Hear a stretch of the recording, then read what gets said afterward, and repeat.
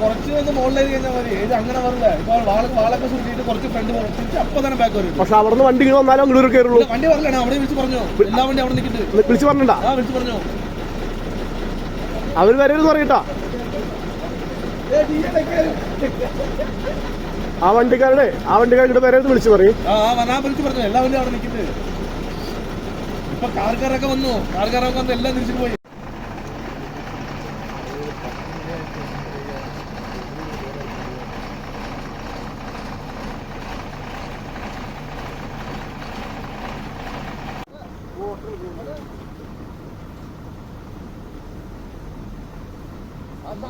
മാറടാ